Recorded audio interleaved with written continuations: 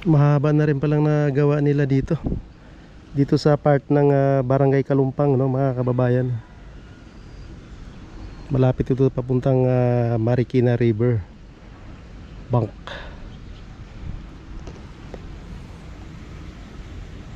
Ito yung basketball court.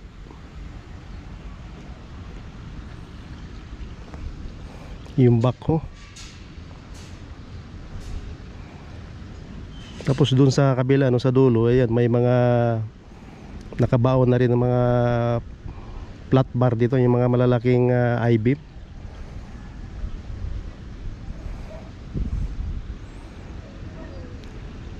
Solido yung ano nila dito pagabuhos. Dito may ano din estilo, no? Nilinis din yung tinanggal yung mga damo.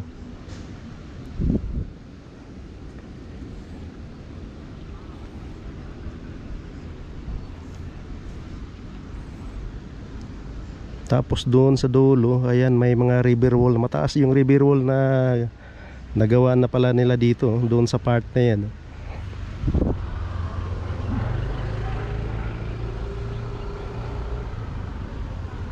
Ito may malaking tubo. Malaking PVC ito. Siguro ito yung dinadaanan ng tubig. Doon naman may mga buhos na. Yun doon sa may area na yan. Pa-slide itong design itong mga concrete na ano, no, pulido.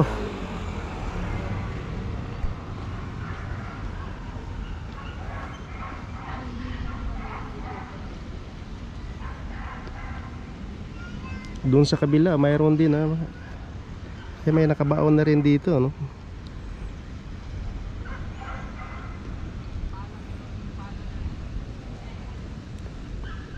Yun ang bako, dalawang bako dun sa kabila.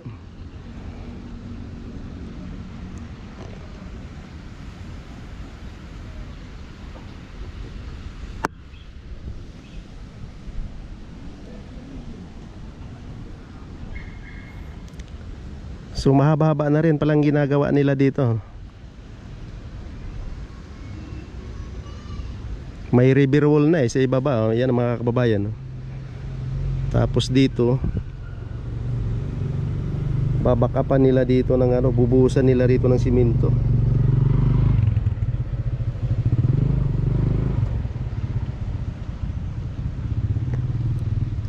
Ito talaga yung maayos yung gawa, no? Talagang hindi minamadali. Doon sa Santulan, doon sila nagumpisa ng naggagawa. Tapos dito sa Barangay Kalumpang magtatapos sila doon sa tulay ng Santo Niño.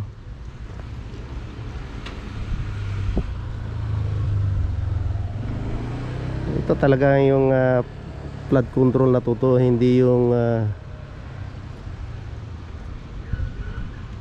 ghost project, ano, mga kababayan.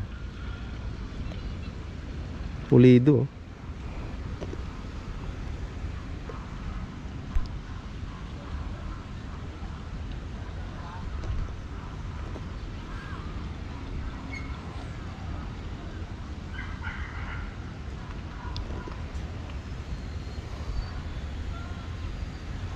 Dito sa harap wala pa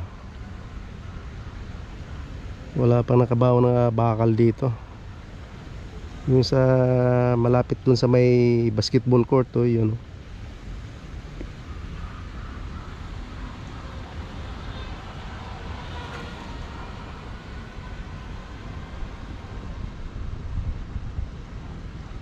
Mahaba-haba na rin ang nagawa nila dito. May forma na yung iba, no, mga kababayan.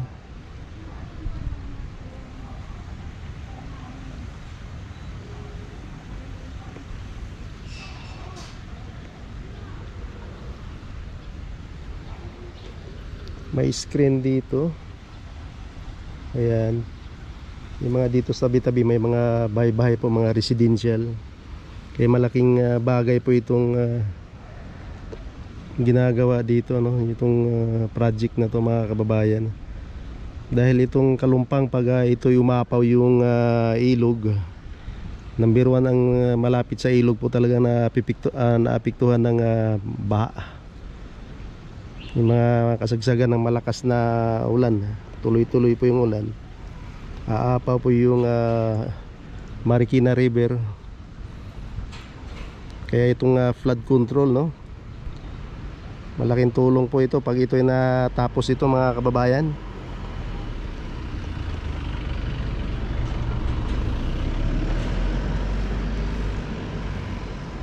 Break time sila eh.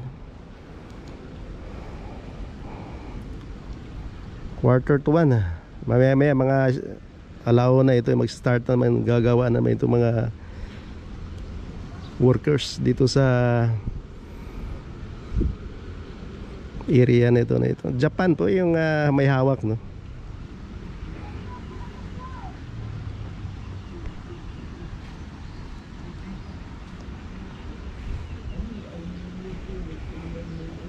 Ito wala, ano kaya to?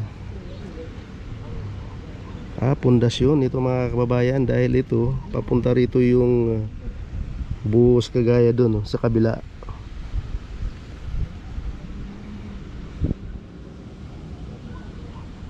Ito may purma na eh, tsaka may kabilya na, no, ito. Hindi na, ano yun, may buhos na rin doon ng simento, ng mga kababayan.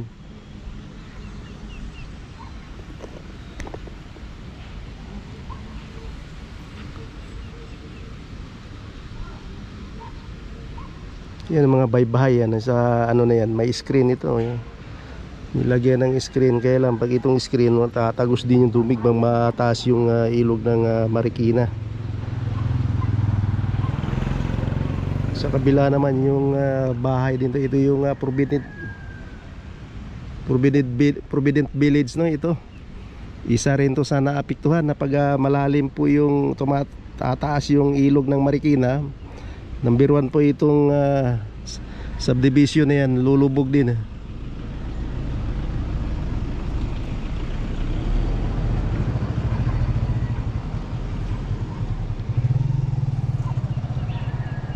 Yung mga cargo vessel din dito, yung maliliit.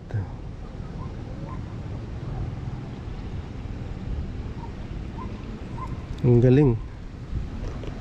Saka ito may box, oh.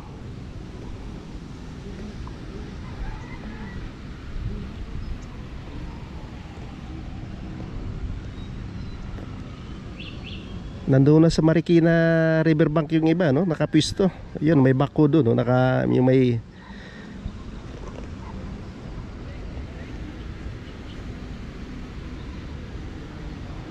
mga barracks din sila dito. Siguro dito naka-stack yung mga materialis nila dito, no? Saka yung mga concrete drainage, no, yung mga, ayan, no, yung malalaking concrete drainage.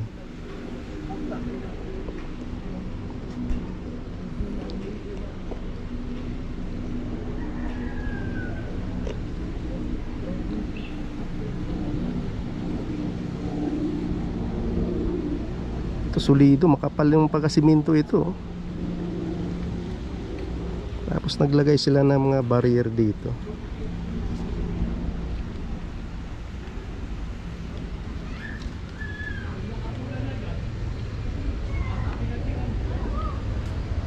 Laki ng PVC ito. Tapos kinabit nila dito sa drainage yung ito, mga daanan ng ano to, mga west, no, yung tubig galing sa taas. Ayan, mas diretso dito sa may ilog. Ayan, ang laki ng improvement, no, mga kababayan. So hanggang dito na lang, mga kababayan. Yung mga bago pa lang sa ating channel, no, huwag kalimutan mag-subscribe sa ating channel para updated kayo sa mga sa sunod nating update dito sa Marikina River Flood Control Project, no, mga kababayan. Ayan, mabuhay po tayo. God bless sa atin lahat.